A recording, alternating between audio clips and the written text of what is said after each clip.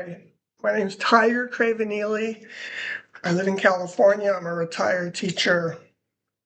And just out of civic duty, just out of wanting to do something, watching our government just go crazy. And if you're like me, you'll probably think, am I in the Twilight Zone? Am I in the Matrix? So everything's so surreal. So I want to do something. I don't know what to do. So this is what I'm doing. This is my civic duty to make a video. Being retired, I have a little more time to do a little bit of research. I'm not an expert at any of this, but thanks for listening.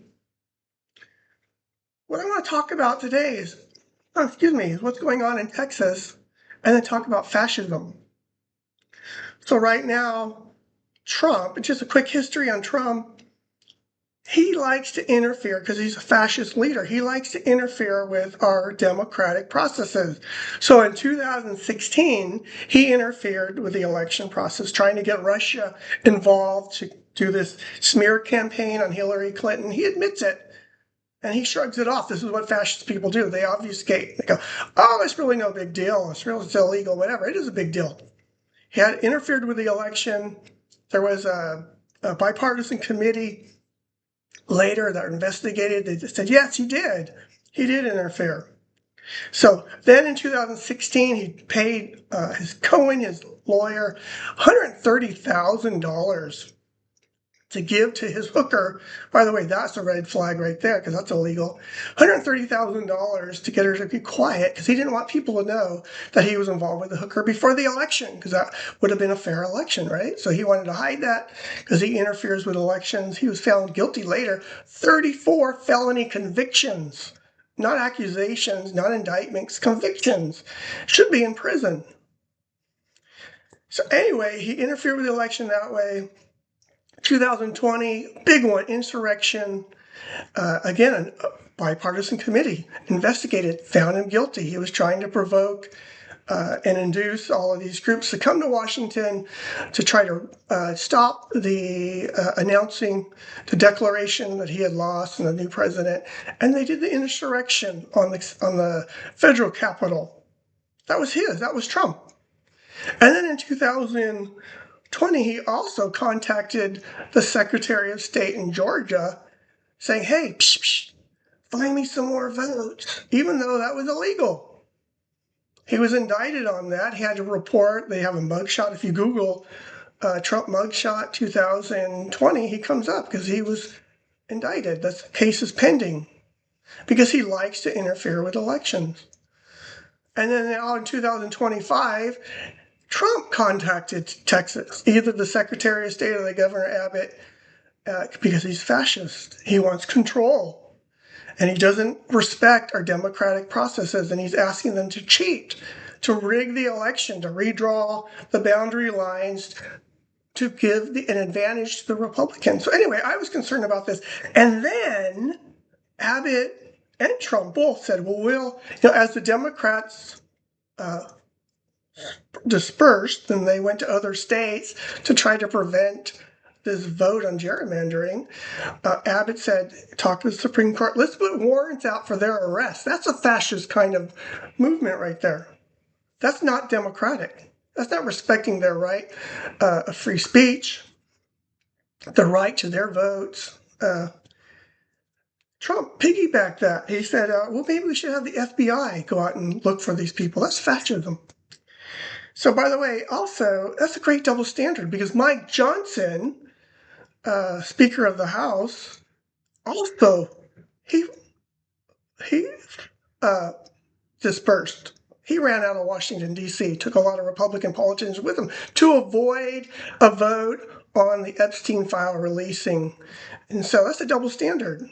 Trump's going to allow that, not say anything, because that favors him, but he's going to try to oppress these Democratic politicians in Texas. This is an atrocity.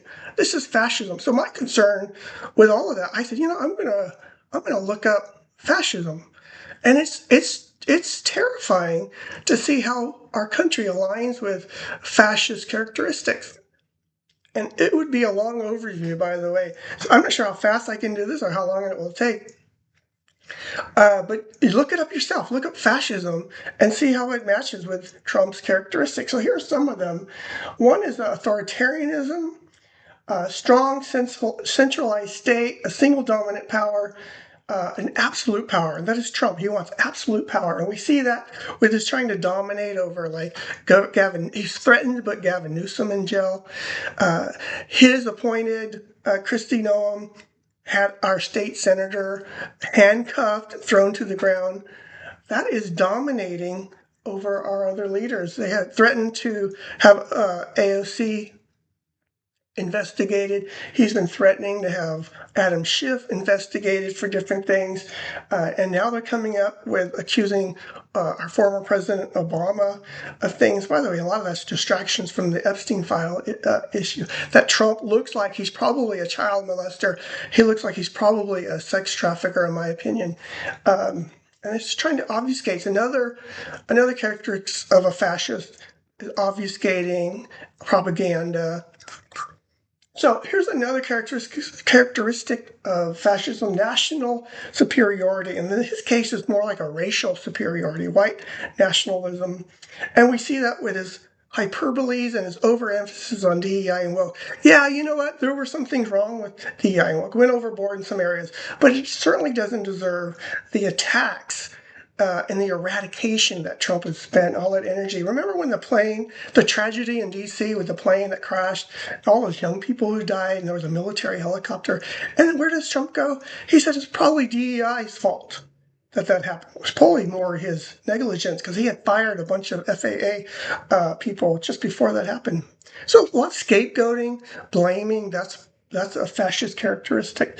And also the national superiority. They fired Charles Brown, the head of the Navy, who's black. They fired the librarian of the Library of Congress for doing her job. The immigration, ICE right now is targeting people. They're racial profiling. You know, Trump brought in white immigrants from the white immigrants from South Africa, and then right now in California, our state Supreme Court, the Ninth Circuit Court of Appeals, just recently has had to put a stop on ICE, saying, hey, you're not allowed to racial profile. They just had to stop. And of course, Trump is fighting it. And our Supreme Court said, hey, you can't apprehend immigrants because of their race, because of their language, because of their work style, or their location. And that's what they were doing. And they're fighting because that's what they want to do, because they're fascists. They're a white nationalist ideology. The censoring of the Smithsonian African American Museum. I've been there, by the way.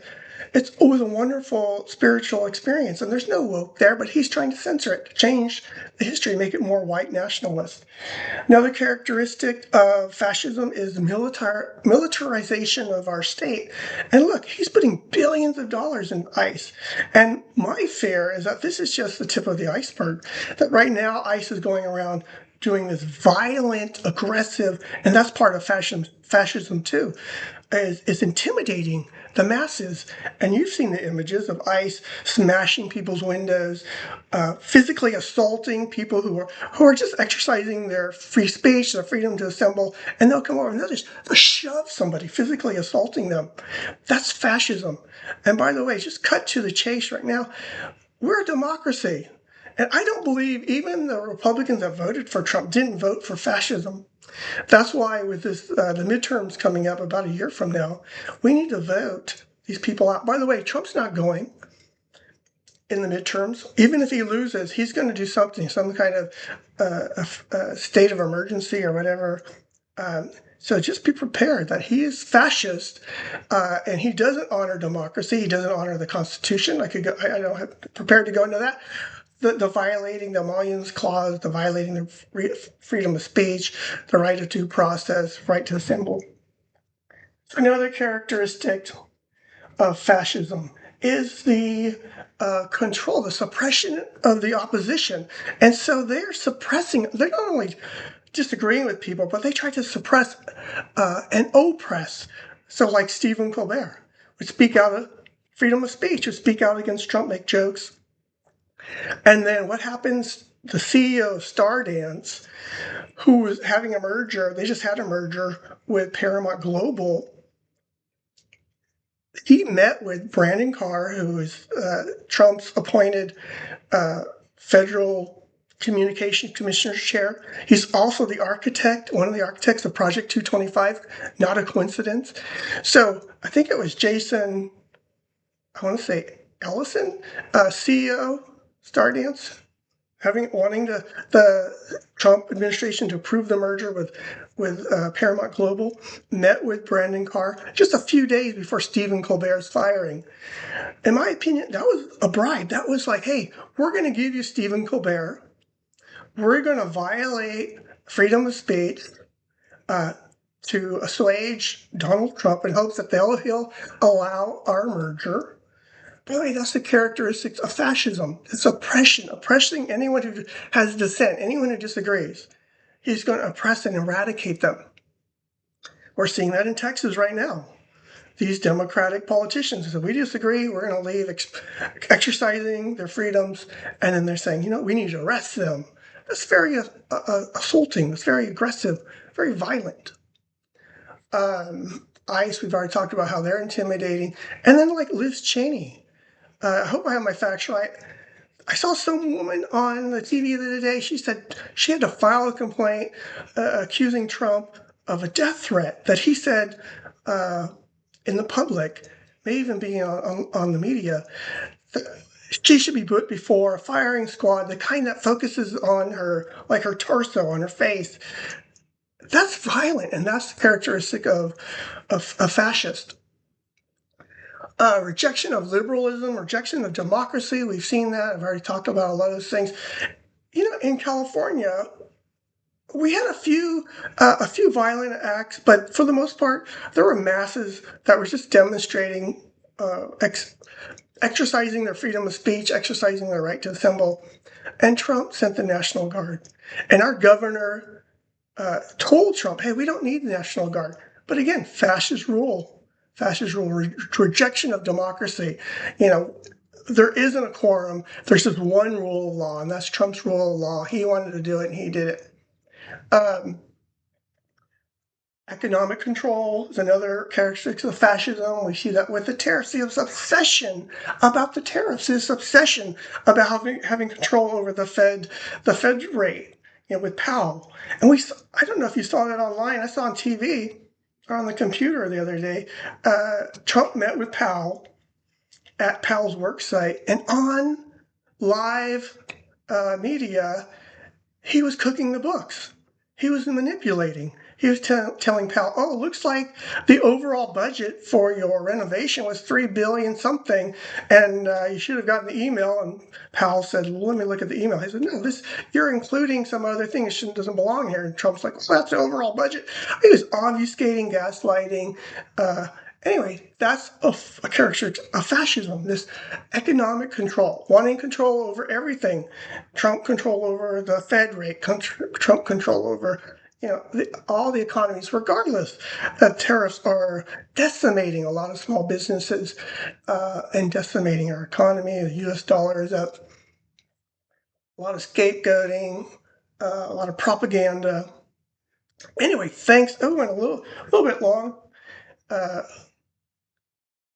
Anyway, my name's Tiger. I'm just doing my civic duty, concerned about all these things going on. Tiger Truth, my YouTube site is Tiger Truth, just trying to find the truth in things, and I love our democracy, I love our country. God bless.